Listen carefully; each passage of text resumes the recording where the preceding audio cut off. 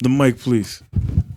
I know everybody hates holding the mic, but it kind of makes you more present of the conversation. I always want to make sure folks are present Yeah, in the yeah. actual conversation and things. So It wouldn't be in the shot as well. I don't.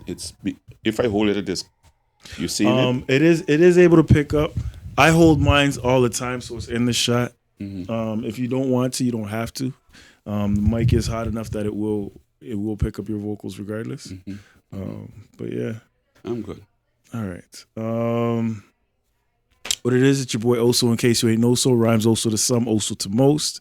I'm your host for the Culture on Culture. Let's Start the Conversation podcast, where we sit and we have conversations with what the world considers regular people, but I consider the stars of the world. Right?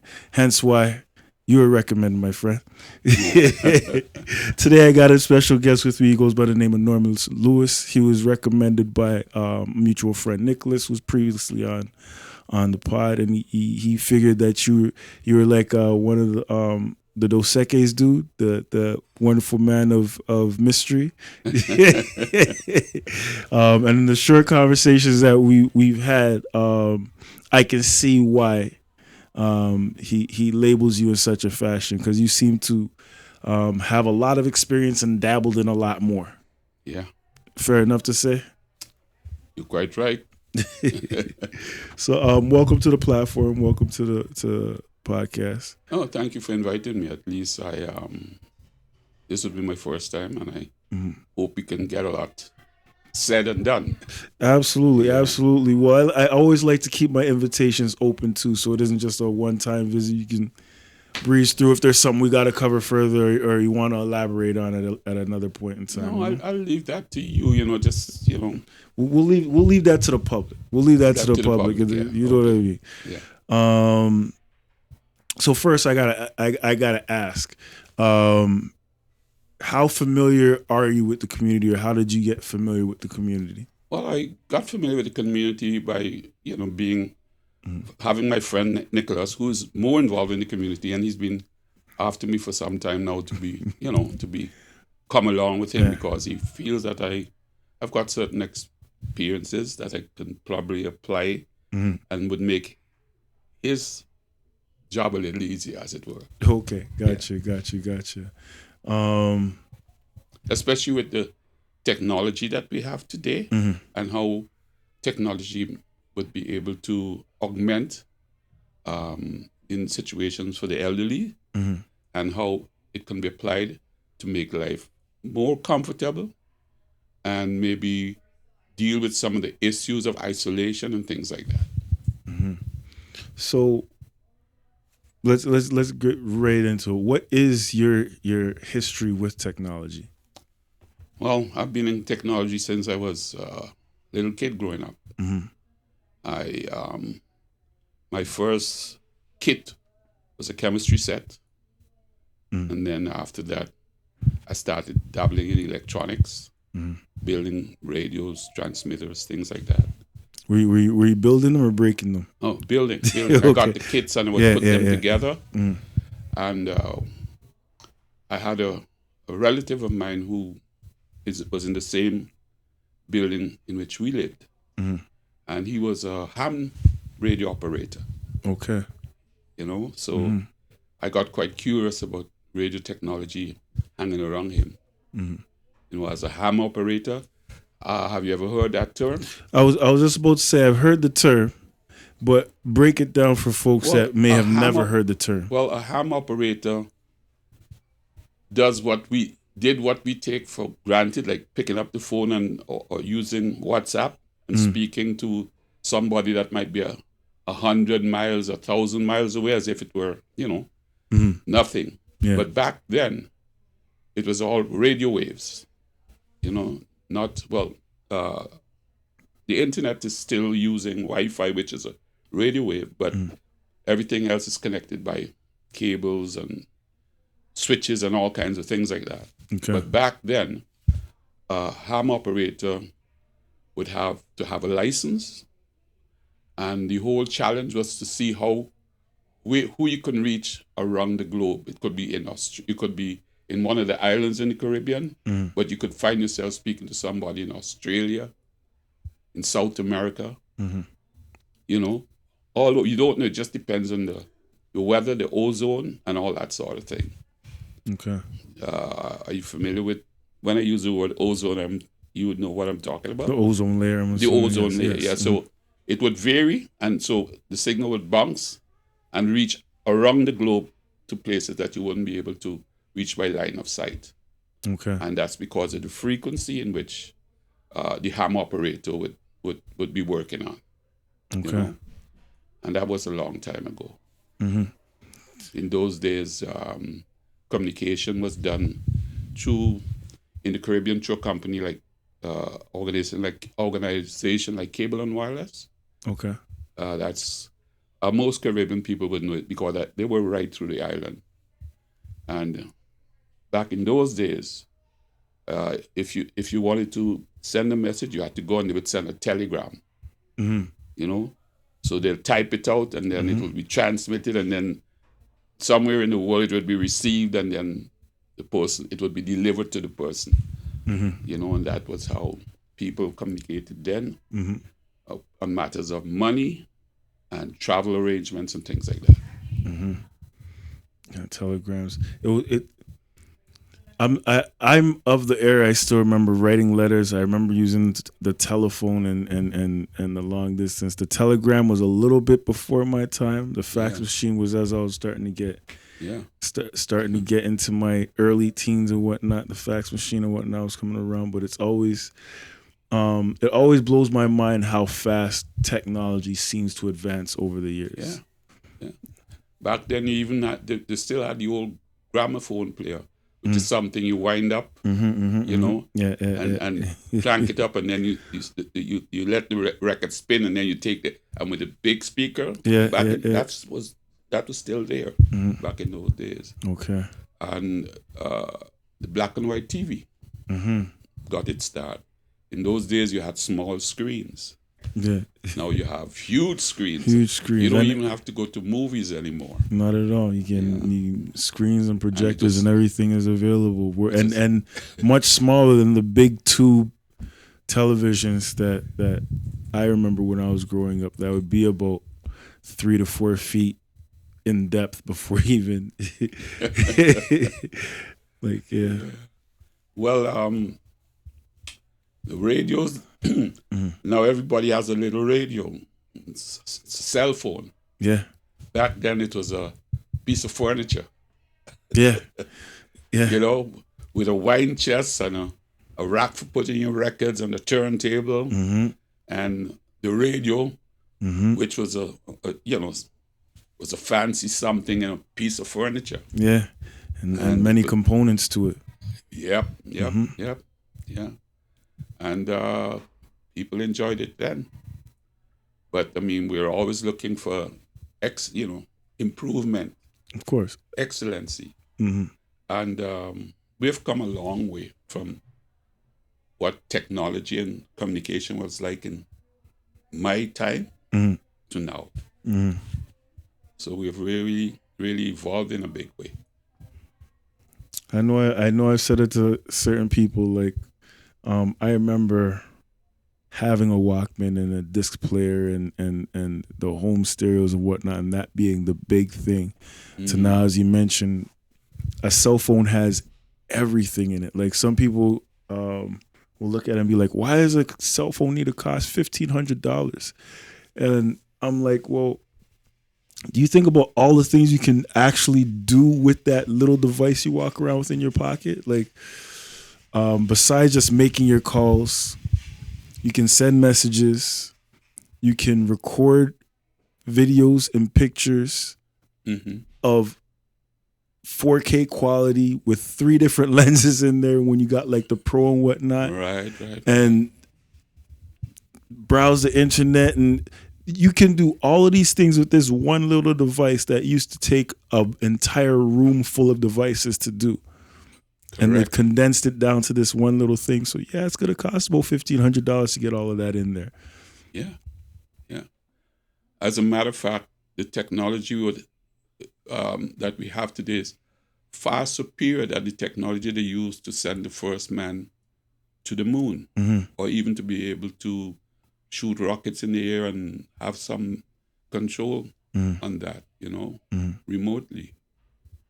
And now we've come to a stage where there's artificial intelligence. Now, that's a very challenging area for a lot of people. They hear the word artificial intelligence, but it evolved very rapidly. I would say exponentially from, let's say, just after the war in 48, 49 to now.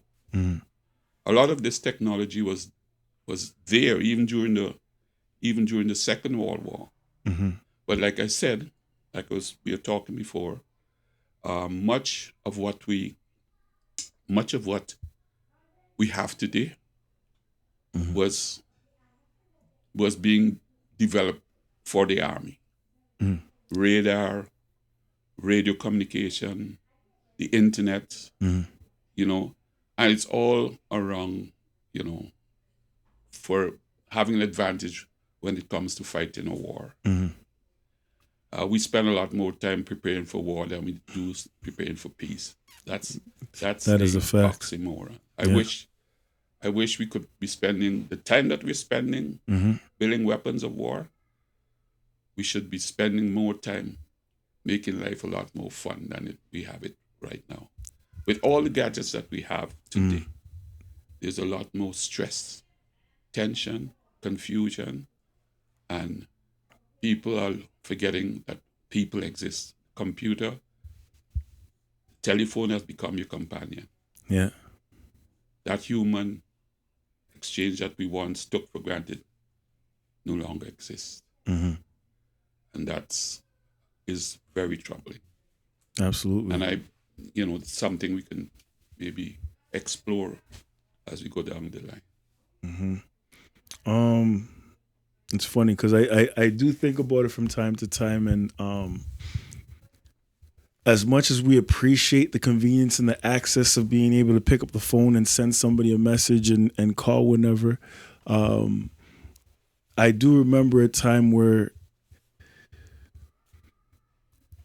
all I could do was go out the house and go to my friend's house and knock on the door to see if they were. And if they weren't there, it was like, damn, okay, let me walk over here and see if they're over there. Oh, they're not here either. Okay, let me go over here. And both of us will be walking in circles looking for each other, not be able to communicate or find each other, sorry. Whereas now you can just send a message. Or even when it comes to, I'm curious, but even when it comes to relationships and the fact that now husband and wife can talk all day throughout the day nonstop and then get home to talk more, versus before when one person left, that was it until you came home. And then you came home and you had your conversations there and you shared your stories of the day. And I think that helped build the connection more, because you look in and read about different techniques and advice for couples and whatnot. They're like, oh, turn off the cell phone, sit down, try and say nothing at a certain point in time, just connect and whatnot. And I think that was more natural prior to this technology. Yeah. That gives us all this access and whatnot. Yeah. Because when I look at technology, it's all about selling stuff. 10,000% agree. Instead of focusing on humanity.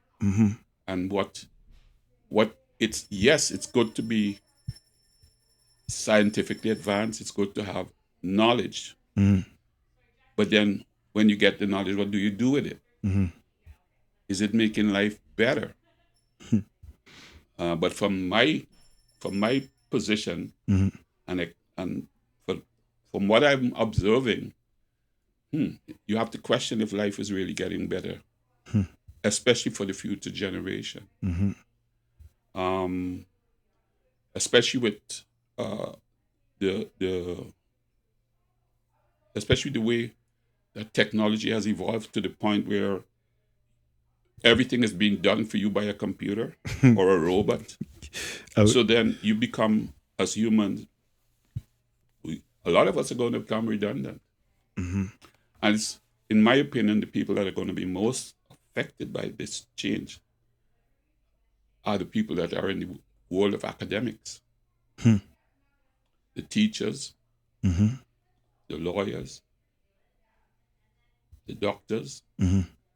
the secretaries, the clerks that work at the banks. Mm-hmm.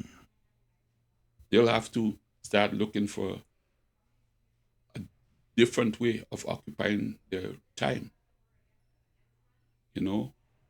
And I've got, do I look at things scientifically? And you have to define what being scientific is all about. Mm-hmm. So far, it was about discovering things, about finding out how things work. Mm-hmm. But as we advance in science, we see how well designed a lot of the things that we are interested in, how well designed and prepared, and they're, uh, how could I best describe it? Everything is in tune with its environment except people, to put it bluntly. The animals know what to do, the birds know what to do, you know, the trees know what to do, Mm-hmm. the rivers decide where they're going. Mm-hmm. The only thing that we claim that has consciousness that doesn't know what to do is Yeah. those who think they know what they're doing. As you're saying this, I'm laughing because I saw a reel this morning and it made me laugh. And I try to say no name, no blame because I don't really want to thing. But there was a gentleman on a podcast and he was speaking about how the smarter you get, somehow the dumber you seem to get. Yeah. And he highlighted a lot of teachers in academia and whatnot that get all these different degrees and diplomas and whatnot. Yeah. But then because of those degrees and diplomas and the status and the placement and the money that they get along with it, a lot of what they're even understanding and learning, they don't want to divulge because it'll jeopardize those statuses and those positions.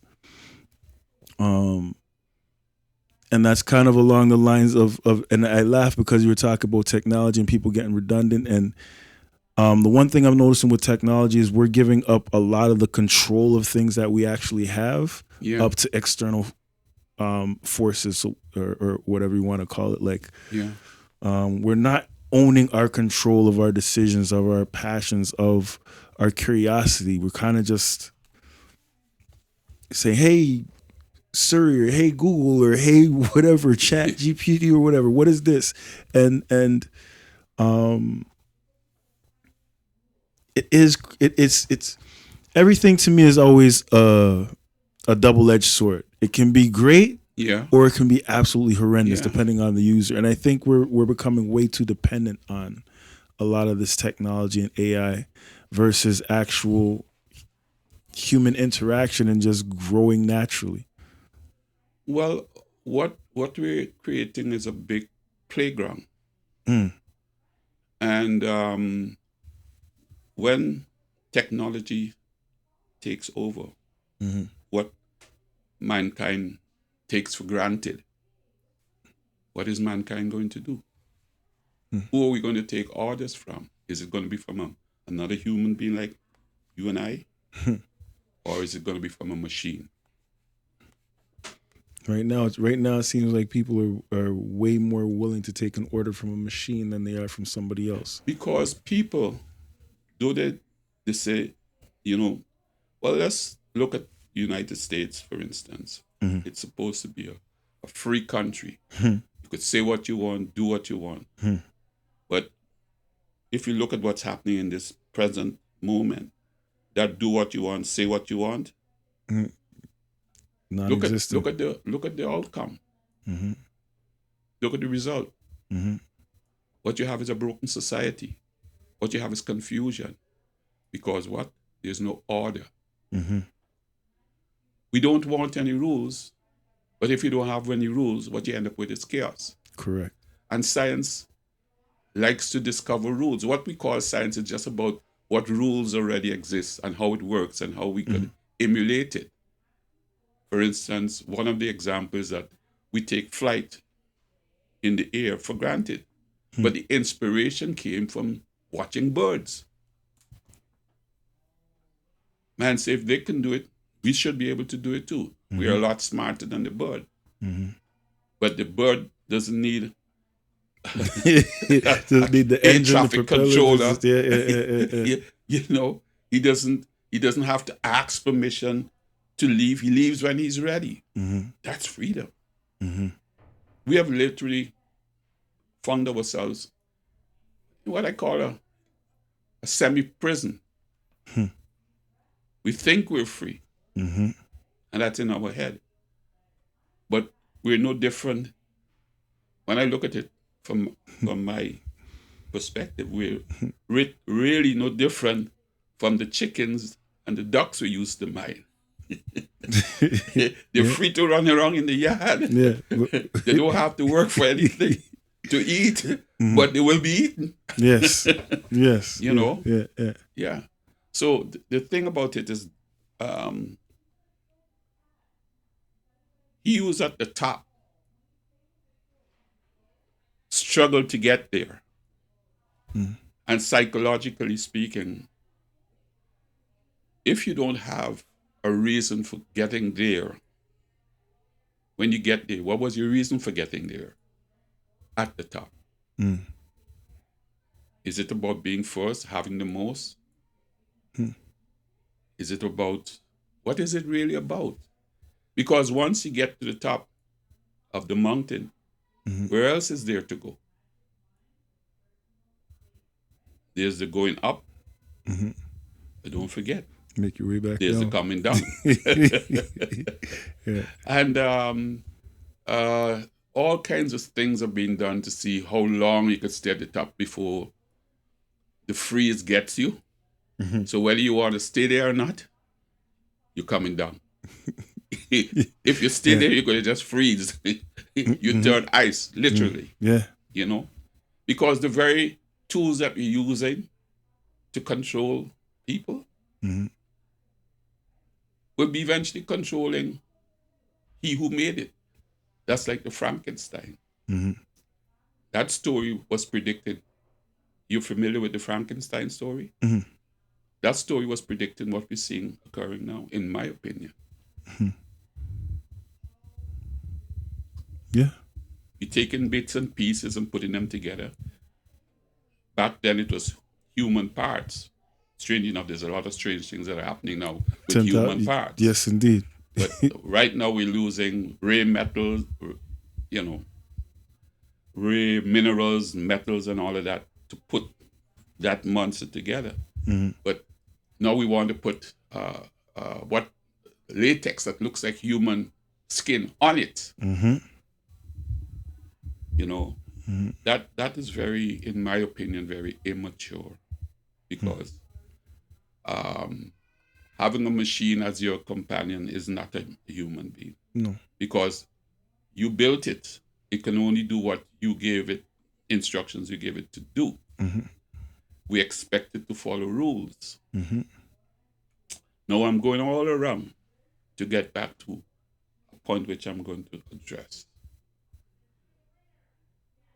And that is where I learned most of what I understand about technology, science, and life today.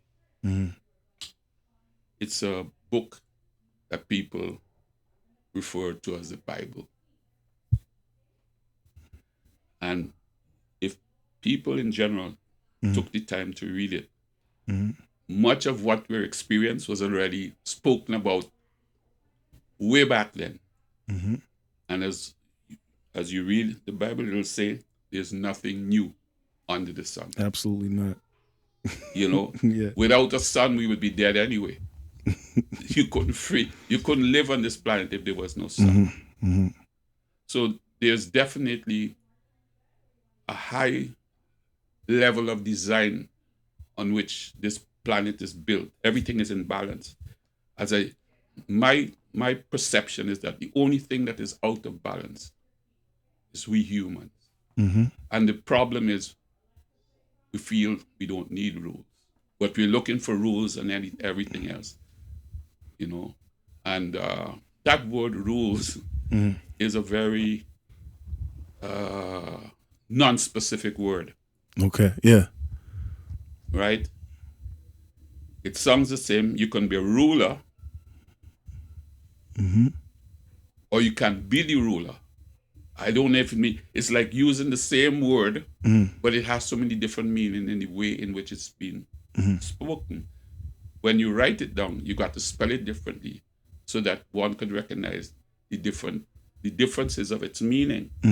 This is why in courts, many lawyers have to spell the words out, because if they don't spell it, you don't know what the hell they're talking about. Let's take it. Yes. You know? And again, here you have another funny word, spell. What does that mean? You use the word spell, talking about writing things. And it's also about the mindset. People being under a spell. So again, much of this comes from having studied the best scientific book that I have ever read, and the reason I had to read it is because my original language was Dutch, and I had less than a year and a half to switch from Dutch to speak in English in order to get into high school. Okay. And I had a problem with reading books that said fiction. The only book I saw that didn't have the word fiction was the Bible. Okay. And what was your issue with the fiction now? Well, it's something somebody think about, make up in the brain, and make a story. And the word story could also mean a lie, because when mom says you're telling stories, they're saying you're lying to me. Mom, tell me the truth.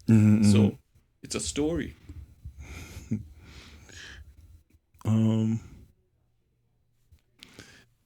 want to circle back because we did talk about your start into technology. You were speaking about ham radio. How did it evolve from? Where did it evolve from there, or where was the next step after that? After the ham radio, you had. You said it was your cousin or your friend? It was my cousin. Your cousin, right? Yeah, he was a ham radio operator. He was the radio and technician for the cable company, and then they moved to the telephone. Now, in those days, nobody had a telephone. Yes, there was telephones, but very few of them. There were single copper wires between buildings, and you had a person who would says, "Operator, what number?" And you tell them what number you want to get, and they'll pull a line and stick it in a plug, and that was it, you know. And if they want, they'll listen to your conversation too, you know. Yeah. And there was only so many lines you could have, and those lines connected only the folks that were, in charge of things. You know, the head of the government, he had a line. The police department, they would have a line, but there were not a lot of lines available. And eventually they went to different types of switches. So when you picked up a phone and started dialing, it was like a signal. You would hear clicking, and each click would be a switching system that would spin, and depending on how many clicks, it will stop on a particular point, and it'll stop there. Then you dial another number, the second number, so you could have two numbers. You could have 4 or 5 numbers, and each number would take it step by step until you get to your destination. And with those switches, more people got phones, right? But if you were living in a particular area, like a town or a village, each village would have its own code. So depending on how many times you dial, it would go to that city or that town, and then the switch they would pick up and select who else in that village or town you're trying to reach. So that was the stepping that was a step switch, if I could remember. That was quite a long time ago. And then they brought different switches that to the point where you now had where you would press a button on the phone, and it'll buzz, and there was a receiver that would know what that particular frequency meant using some now, transistors and radio technology to pick that up and switch you to the appropriate destination, whoever you're trying to call. Okay. So it's just an increase in numbers, but the thing that has allowed that to happen is the why we can do what we're doing is because of the creation of the microchip.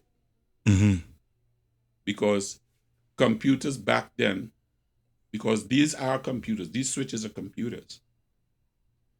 You know, when my cousin, who was a ham operator, needed to communicate with someone who was, let's say, in Australia, the signal would often fluctuate because of the changing weather and the ionosphere and things like that.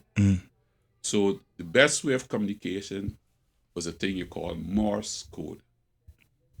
You've heard that term? Absolutely, yes. Right. So you'd have to have a key, like a little. Well, you would see it in the old Western movies where the trains would be running, and the signal guy would send messages by Morse code to the next station about the schedule and all of that. You see them in movies, old cowboy movies. Yes. And all the computer is today is a Morse code machine working at light speed. Because it was just like you have the computer data, which is ones and zero. You either have a closed circuit by pressing it, and when you release it, that's a pause, that's a zero. And it depends on how many times you hit that knob in a particular period of time with a certain amount of space with each time. It was all human managed. And back then we called it Morse code. It hasn't changed. It's the backbone of the technology now. It's the backbone of the technology now. It's all about zeros and ones. Pressing a button, zero. No, you release it, that's zero. How often you do it and how much space between, which is really going on right now because there's a clock. There's no computer that can work properly without something measuring time. Okay, that makes sense. And the world we live in works in mass, time, and speed. Well, there's more. Like I'm a little rusty at remembering all the stuff. I haven't spoken about these things for in quite a while. But there's distance, there's mass, and the standard measure of time is the time light takes to go from one point to the next. Because even light has its limitation. So now we're talking about quantum physics, which is supposed to take us beyond the speed of light.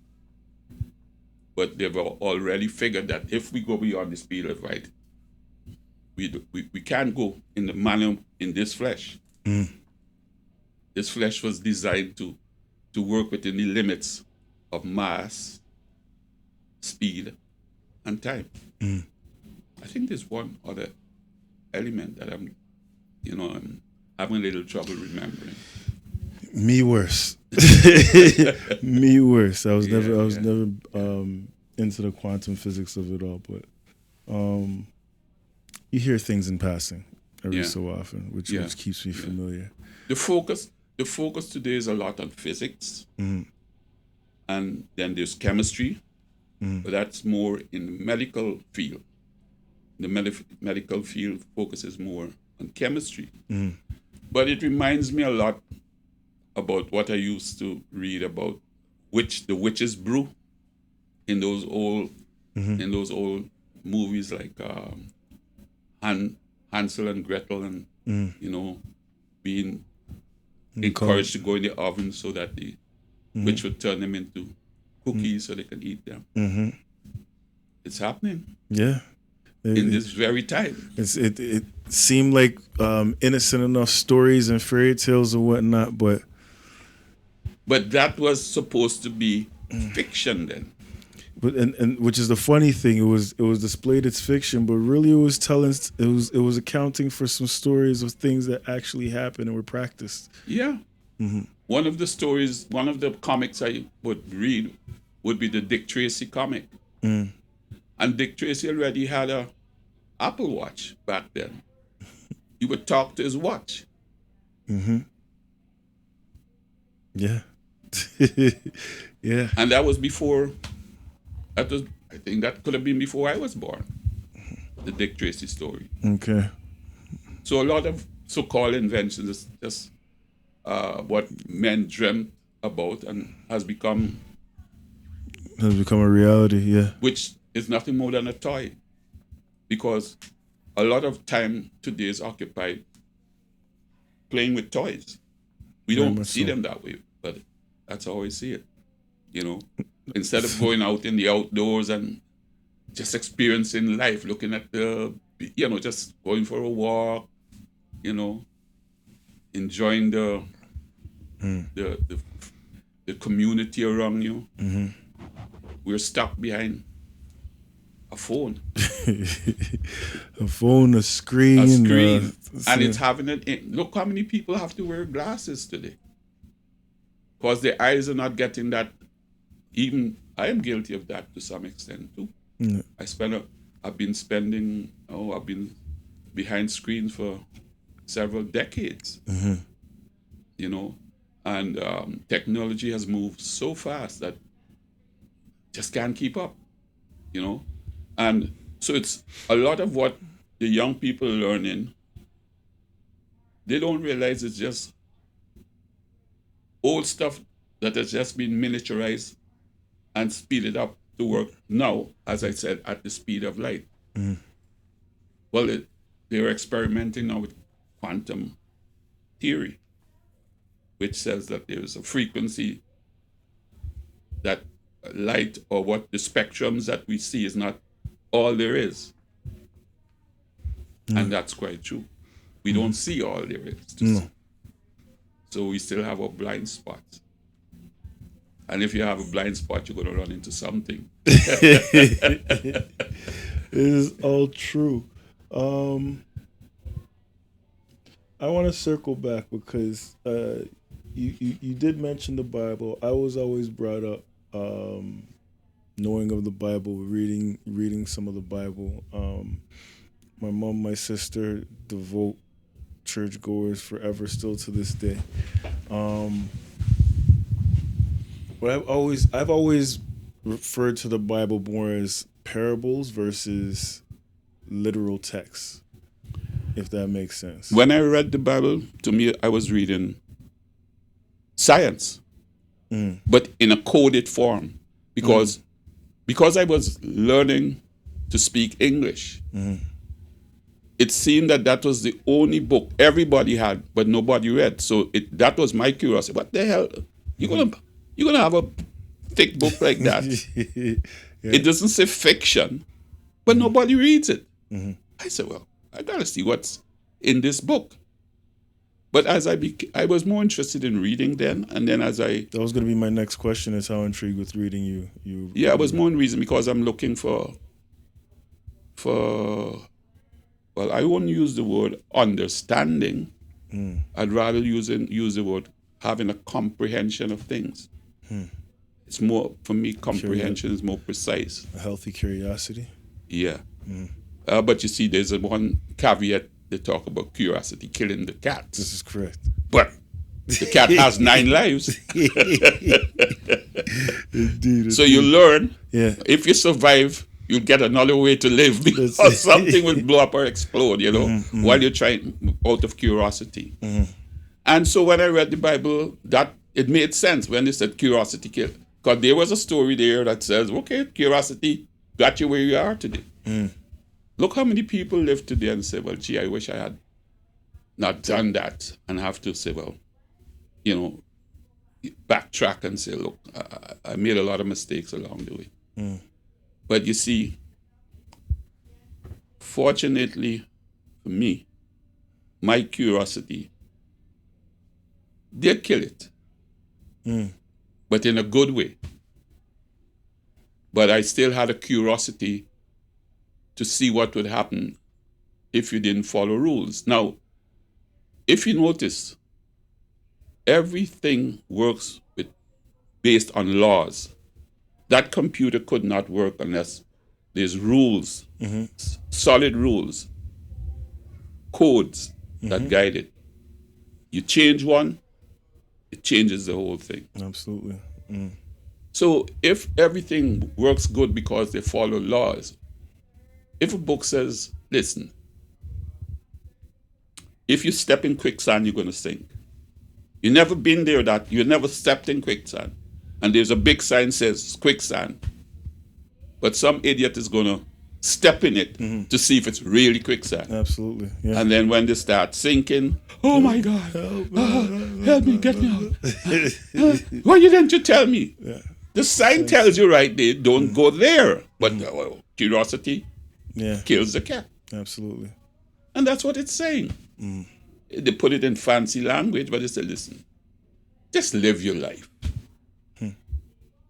Enjoy it. You have everything you need. You got everything you need. Just grow the damn thing and enjoy your family, And then the birds fly. You got snakes in the grass. When you see a snake, you don't mess with a snake. Because they're able to blend in with the flora. They're very well camouflaged. So if you're told, look, man, don't go there, there's a snake there, and you go there, and then you get grabbed, and the breath gets squeezed out of you, he doesn't have a fixed jaw, he can open his mouth and swallow you. Your lunch. So there's a lesson to learn. When you're given if somebody knows better than you and says, look, don't do that, and you still want to do it, because you're curious, there's consequences to that. I tell you what, since we live in a free country, instead of driving down the right side of the road, why don't we just drive on the left? No, the rule says you should go on the right side. The consequence is obvious. So how many people have to die before they limit the speed limit? Before they pay attention to the rules? Life is all about rules. There's no getting away. In science, you're looking for rules. You're not looking for chaos, because you will never be able to come to any determination about anything if it's constantly changing. So scientists long ago did the research expecting to find rules. I'm definitely a person who believes in rules and believes in order. I'm a very, what do we want to say, spiritual and morally, or I'm a very spiritually and moral grounded person. I was going to say try to be, but I'm eliminating that trying stuff. I actually am. Well, let's look at spiritual and morality. Is there, how would you define it? How would you define, let's say, morality? I think that's a lot easier than spirit. I would define morality as being a common set of rules or laws. That's all morality is. Follow the rules. That's it. Yes, it's as simple as that. Which was actually my point. Is where I'm somebody who does look and appreciate rules. I'm somebody who's like, okay, that's what it is. All right, cool. That's what I'm going to follow. Okay, you want to play? You don't want to follow rules? Okay, there's a light switch in this somewhere in this building. Take the protective covering off, Yeah. and see if you could turn that light switch at some point in time and not get electrocuted. There's a cover in it to protect you. That's why they put a cover there. Yeah. That's the rule for your own safety. What I see is that instead of people maturing, they're reversing. They want toys to play with. There's nothing wrong. But I'd rather a toy that looks like me to play with. Not,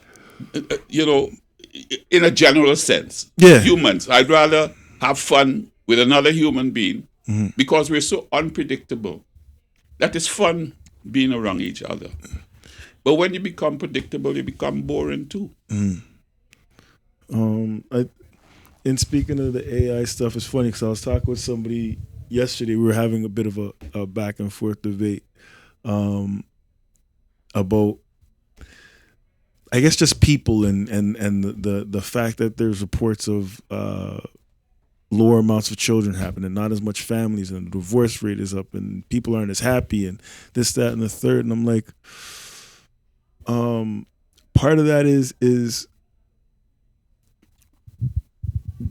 I don't want to use the word train, but I can't help but use the word train. But like indoctrinate, I don't know. But we're kind of taught to pursue this, to have this pursuit of, I don't want to say staying younger, but staying in this certain space in time, like forever youthful. You don't really want to get old. You want to have this independence. You want to have, and we're in this constant chase of these things and items and experiences that I feel aren't really that important in the grand scheme of stuff. You know what I mean? They're very fleeting. Like once you've experienced it, once you've done it, then it's like, all right, what's on to the next? Yeah, it's then to the next. Right, which is your point, which goes back to going to the top of the mountain. It's like, well, why were you climbing the mountain for in the first place? Yeah, what's up there? Right. And the thing about it, guess who can afford to climb these mountains? In terms of, I'll be specific, in terms of wealth.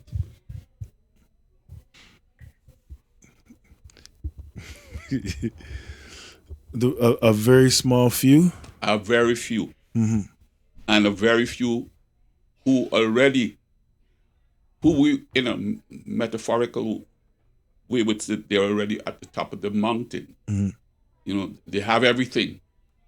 So the next thing is, okay, I wonder if I can make it to the top of the highest mountain now, to say that I've been there. Yeah. But once you get there, then you're freezing. You can't stay there forever because that's the end of you up there. So what you have to do, you have to come down back to earth in the fullest sense of the word.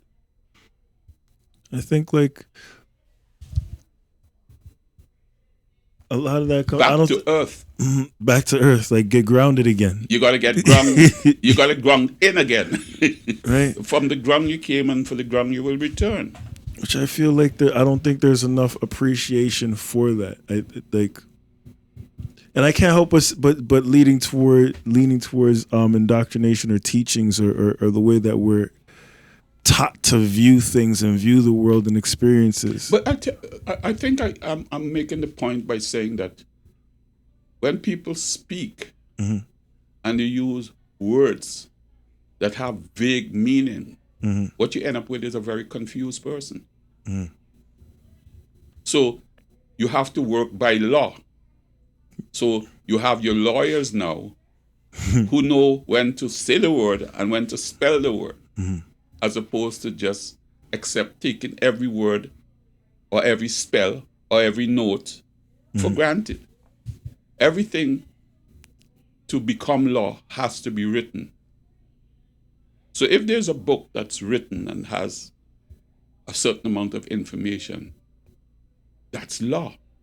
Law doesn't work without being put down in writing. It's not a story, because a story is a lie. And then if you're writing a novel that is not based on a real life situation, it's considered to be an autobiography or something like that. But so instead of reading stories, I would rather spend time reading popular science, popular mechanics, buy a book on how you repair a car, things like that. Things that you can apply in a practical way, to deal with issues. And what people have in general is issues. People have problems. The question is, how do you solve these problems? Oh, you know how mothers solve problems when babies are crying? They either stick food in their mouth or they give them a toy to play with. What that baby is crying for is attention. And if mothers, unfortunately I have to say mothers because fathers hardly have the time to take care of children. Something else. Somebody has to go out there and make the money to buy the bread, to keep the roof over your head, and to keep you out of trouble too. So a mother's job, if you want to call it, which it is to raise children, and may I say, well nourished, well treated, in a loving, kind way, and well disciplined. Because discipline has to begin early. I mean, as a West Indian, you know what discipline means sometimes. I'm Nigerian myself, but yes. Yes. Whether you're from Nigeria, we look like we look. It's the same discipline. Yes. Mom says, don't do this, and you're playing stubborn. Oh, you're going to pay the price. Why does it always take pain for people to learn to do the right thing? That's again a form of experiment. What does pain feel like? So let me do something. I know I've seen this done to others. It's never been done to me. So let me just do it and see what pain is going to feel like. Says, geez, I ain't doing that again. That ain't worth it. Once you've experienced, they say experience is the best teacher for a reason. Because once you've actually experienced it and felt it, now you know. And there's nothing like knowing. Like I wish that I had listened to everything somebody had told me when I was growing up. But some things I just wanted to know for myself. And now that I know those things, but that's what the book has. It's stories about people who have been through the same crap that we're going through, and they're telling you the results and basically saying, fellas, I've been there. It's not fun, it isn't. But this, you remember, there was an old saying that I used to hear when I was growing up, is that if you wanted to hide money, the safest place to put it is where? In a book. And now, who taught us that? Our parents. Now, where did that come from? Well, this is what I learned about these things now after graduating from college, or all the various academic things that I did. That's when I now started studying history. And it's really his story. It's not my story, because I don't know what my story is. Because people know more about history than they know about the book that they all have, but never take the time to read it. Because it's written in a language that they don't understand. English, if you're not a lawyer, or you're not well trained in the rules of English, because there's rules of how it's written, makes no sense to the average person. No. That is why the same stories are repeated in all the books, so that hopefully by the time you get to the end of the book, you finally get that, like, oh, now I know what they're talking about. Mm-hmm. But it takes reading, right? And according to the history I read, there was a time that people that look like you and I could be punished for reading. Mm-hmm. Not just that, any book. Mm-hmm. The mere fact that you're reading Mm-hmm. was looked at as you stepping out of line. Mm-hmm. Reading is not for you. Mm-hmm. Leave that to me. Now, why? That's a question one has to ask. Mm-hmm. Why stop people from reading? That's how you get a quote-unquote education, isn't it? Mm-hmm. Got to read. But the ones who succeed in reading is those who have a photographic memory. There people can read something and they don't, it's like they're like a tape recorder. They have that gift to be able to read something and it's lodged forever. And it's lodged in their head. You call a page and they could tell you what was on that page. And it makes them sound really educated. Mm-hmm. But where's the power of observation? My conclusion to what we as people supposed to do is to observe, to study, and compare our observations with those of others who have been there before us, who would have written in their own way their observation of things. And then you compare it.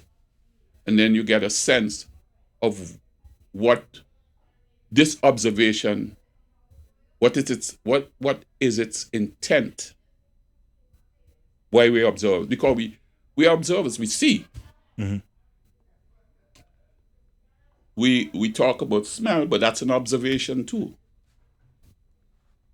We talk about touch and try to explain it, but that's an observation too.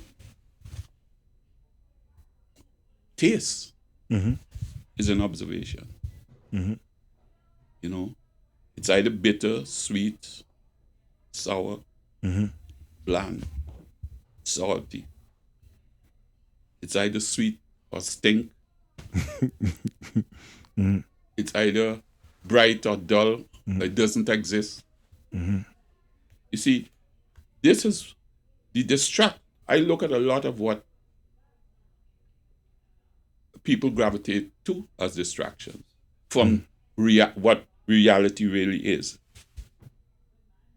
The reality is not things. The reality is the human. That's the reality. That's the fly in the ointment. That's the. We're looking at the ointment, and the fly is the thing we want to take out of the ointment. But we know it's not supposed to be there. But it's there. Got there. Did it fall in there, or it was put there?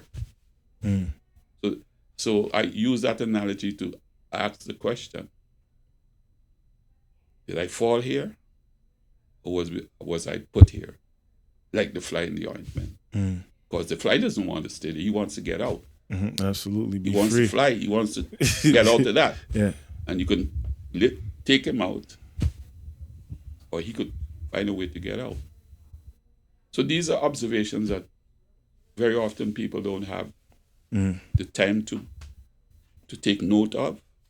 And that's because they're so busy. I think part of it is also, I guess, the fear of that reality. Yeah, and give me your version of that fear of reality as you see it. Because then you start,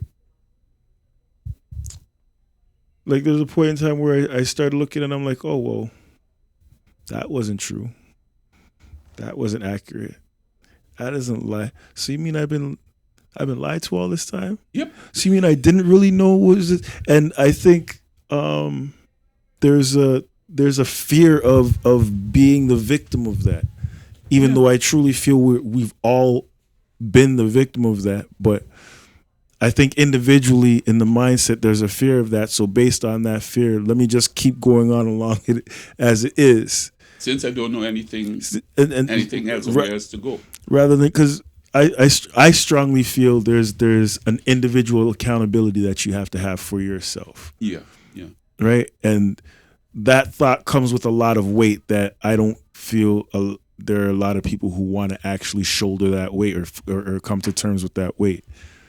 No, because you see, it's something that is, in my opinion, an experience we all have a stage in our development gone through where when we needed that attention and nurturing, it wasn't there for us.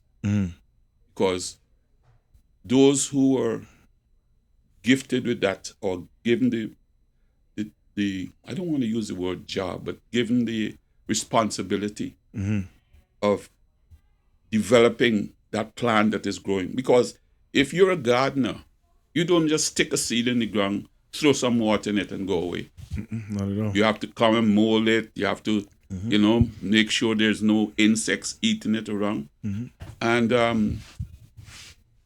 that is something that, again, in my opinion, is missing in the lives of many of us. A lot of us grew up without that nurturing that a farmer would give to his garden. It's like, okay, we've got we have hands, we have an intelligent, and sometimes we become annoying because children, I have never I've seen a child that doesn't have a curiosity about the world around them. And a lot of us parents, I'm going to use us because I was a parent. I'm still a parent. I was about to say, yes. Yeah. So there is that attention that all of us want, as old as we are. Especially when we are faced with getting down to the bottom of that mountain. You've done your mountain climb, you have to come down. Where else is there to go? And when you haven't reached the highest mountain, you hope that when you get to the bottom, there's people to receive you. If you never come down from the mountain, they just have to presume you're dead up there. But your desire is to finally get back down to the mountain and say, I made it. I made it. Good for you. You went up there and what did you see? I just got up there. It's not to see more than clouds. I mean, you can do it with a plane. You fly in a plane and see all the clouds you want to see. But you want to do it. You want to be able to say, I did it. So it's all about the ego. Very much so. And so why not spend that time it takes us to get to the mountain developing things that are more long-lasting and valuable. Friendship, caring, and I could go on and many other things. You could probably self-love is my main thing. I don't think people love themselves enough. Well, there again, these are my opinions. Of course. Okay. That's what we're here to exchange is opinions. Opinions. These are opinions. Because I've had that experience where we have a wrong assumption that children are dumb. Children are not dumb. No, not at all. I remember, you would be a little kid sitting around your parents and they're having a conversation which you think it's beyond what you should be listening to. And they wouldn't say anything to you. They'll give you the eye, and you have to read the eyes and the signals out of here. We don't want you to listen to this conversation. But as a kid, you know what they're going to talk about. How do you know that? They know you know that. How do they know you know that unless they went through the same experience? You, as that child, is now. So what they're doing is basically we parents, what we're doing is simply passing on to our children what our parents did to us. And if you ask them why they do it, they would probably say, well, my mother did it, so I'm doing it. And he said, well, ask that mother. He said, them did. So where did it all start? This is where it's important to ask questions. But if you get an education where you're not allowed to ask questions, what are you really learning? You might as well have photographic memory and just regurgitate information all day. Just retain information, then regurgitate it. And then you sound wise, But then you don't stop there. This is why you supposedly have a university and you write your thesis and you do all your other stuff and you do your research and what have you, And most times you're just digging into something somebody else started and never got the chance to finish, so you trying your best to complete it, and then you never get a chance. And it goes on and on. That is happening right now. Absolutely. I mean, we have AI to get back to that point. Nobody knows where it's going to take us. Not at all. But there's stories in that same book nobody reads that tells you what happens when you start trying to become a god. Trying to build something that mimics you. And we see it in the Frankenstein story. It will turn back and eat you up, man. So it's good, but it should be a tool like every other tool, not something to run society. I think part of the reason why they're looking at AI, because I know there was one place that they said they wanted to leave elections up to AI to decide the results based on whatnot, and I'm like, it's a very slippery slope. But I strongly feel that I don't know if anybody who's actually qualified to lead people would want to actually lead people. And who do you want to pull those levers to start it up, like to be the one telling AI what to do? When AI gets to that stage where it's telling the owner what to do as opposed to the developer. And I mean, if you're a developer and you build something that you no longer, it's no different than the Frankenstein story. At some point in time. So you have to say enough is enough. You have to put limits on certain things. It's just like you would put limits on your kid and tell them don't go out on the road after a certain time without supervision. Those limits have to be put on those machines. But of course, being in a machine made by man and built like man, it's going to at some point in time want to override that. Yeah. What? Override those limits. Oh, the machines? Well, all they're doing is mimicking the person that built them. Exactly. That's my exact point. Is like I strongly feel a lot of the leaders that we do have. I feel like there are ego issues there, which is where they get compromised in certain scenarios and spaces. Yeah. Where they don't want to give up their seat or they don't want to give up their position or whatnot. So they'll compromise on their morality a little bit. Yes. Right? And that same book that we're talking about talks about that, about compromising on your morality. There's a danger in that. Absolutely. Absolutely. This is no Bible thumping thing. This is science we're talking about here. Like I said, I'm not. I say spiritual because I'm not a religious fan. I feel like neither am I. I feel like the religion aspect of it kind of divides, which we're talking about words, we're talking about spelling. The root of the word religion is to divide, which it does very successfully. Yeah. But if you take the religion out of it, and as I looked at it, you kind of mentioned it. It's a coded way of letting you know the rules to actually live life. Yes. Right. And if you were free, or could be guided, if you pick up a book of, whether it be of algebra, or any one of the sciences, you need a teacher to explain these words and what they mean. And sometimes words without a sample of what you're talking about, some context. You need to have it if I say bottle, what bottle? Is it a water bottle? Is it an empty bottle? You have to have it. Your brain hears bottle, but that's not enough. So you have to put a whole bunch of words to explain what you're talking about.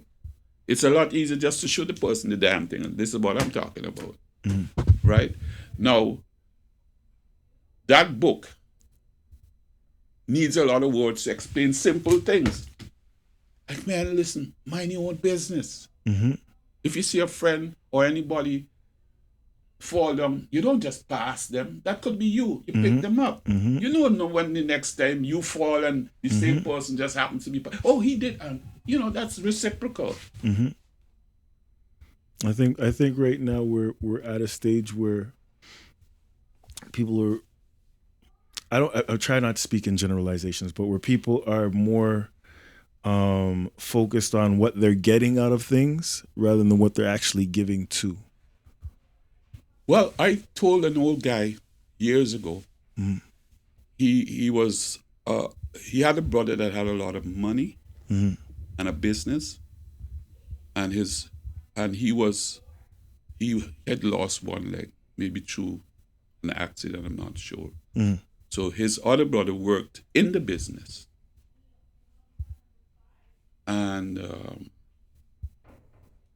I remember having a conversation with him about money, which seems to be the most important thing in most people's life today, that word money. But I remember watching movies called Fantasy Island. Okay. Where these people got stranded, right? With lots of money. But they couldn't eat it.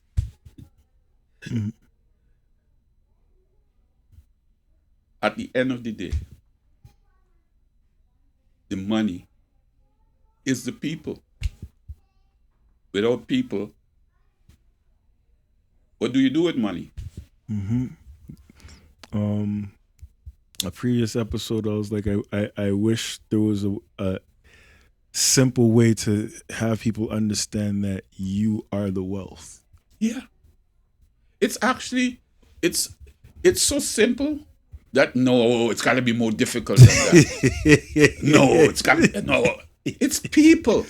Yeah. So I often ask people when that becomes the issue, well, what else is there?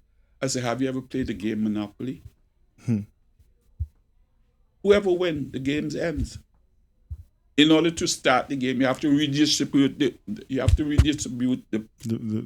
money, the money, the things, yeah, to play the game. Once you get it all, it ends. It's you alone, and there's nobody to enjoy it with. My definition, it's just a measure of value. We seem to think this value is talking about something out there. No, money is a measure of value. I've never heard it referred like that, but I wholeheartedly agree. That's you. It's you who gives it value. I know slightly off topic with similar topic. On like Instagram, it is one of the social media apps that I do have. And every so often they'll put out these little challenges and little videos like, would you want to have a dinner with Barack Obama or $500,000? Would you let somebody slap you in the face for $1 million? Would you let me sleep with your wife for 50,000 or whatnot? And I'm just like, besides the entertainment aspect of it, I see it as just a way that they're kind of gauging people's value system. Like, what is your number? How much money is it going to take you to give up on your morals and be a subject of our entertainment? What's your number? Is it going to be $1 million? It's going to be 500,000. Do you want the $100 million? Because at the end of the day, whatever number it is, especially now we're in the digital era, they ain't gotta have it.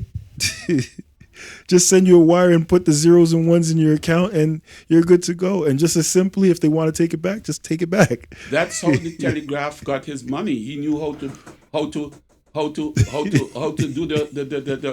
the Morse code. Yes. And he got paid for that. Yeah.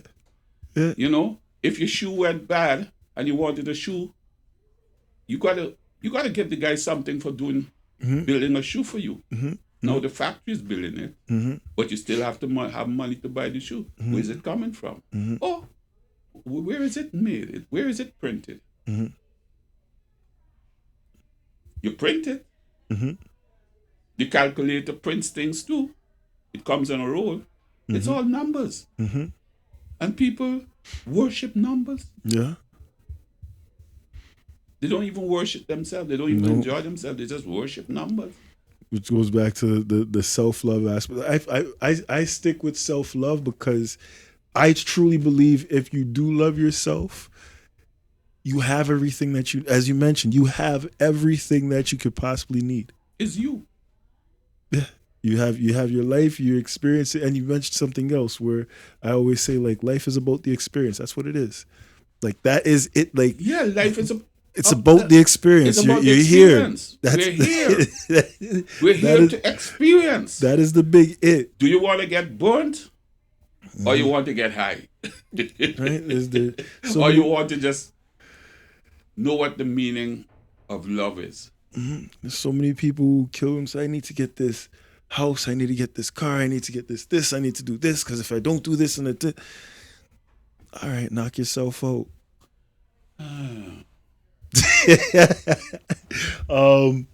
Time is getting away from us. I don't want to keep you too long, and I do got to get myself together because the After 4 program comes in, and I got to prepare for them. But as I said, man, this is an open invitation. I'm enjoying this conversation. This is the point of this platform is to have open dialogue. I don't think because we're so busy work, and as I'm saying, rushing this off to go do some work now, we're so busy with so many things that we have to do. It's rare that we actually sit and have conversations and exchange ideas and thoughts and opinions and whatnot. And my hope is that with this platform, more people tap in and not only want to come sit down and have a conversation, but engage in more conversations themselves. Yeah. You know what I mean? And figure out people. Look how much we were able to exchange, because it's an exchange. Yeah. You know, I'm seeing things. It's like I use the analogy of looking at a coin. When we look at a coin, we don't see the same thing, but it's still a coin. And nobody is really wrong. You're both right, but you're seeing a different thing. So it's good to have an ability to see things from many angles. Absolutely. So it takes a lot of us to really get to know these things that we see every day but take for granted. And a big part of that is as you mentioned, ego, is letting go of that ego and the idea of I'm right or I'm wrong. Or now we're exchanging ideas. And I said it to Nicholas the other day because he was like, I want to tell you you're right about something. I'm like, I don't care about being right. I just want to be honest. I'm just trying to be honest about what I'm experiencing and exchange that information. Yeah, because every book has an end. You know, you write in your life story is done, and eventually you have to end it somewhere at some point. And then there's always somebody else that would pick it up from where you left off and carry on with it. That is life. So, as you said, this is a good time. We can always. Actually, I haven't gone into the very. Trust me, I know. Trust me. That you're. What are you saying? You're fulfilling the prophecy that you're one of the most interesting men out there. That you're well versed in topic and experience and whatnot. So I can see this being multiple sit downs and conversations. Yeah. Well, I love this. I enjoy having these conversations and somehow sharing, and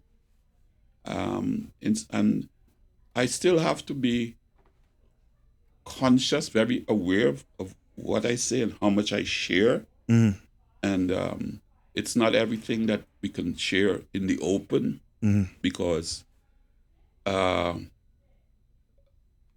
only certain people are supposed to have this level of comprehension. I got you.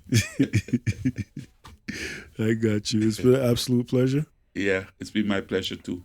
All right, that's another successful episode of Culture on Culture. Let's start the conversation. Mr. Lewis, I appreciate you. Thank you, sir. And I appreciate the invitation and the opportunity to have this discussion with you.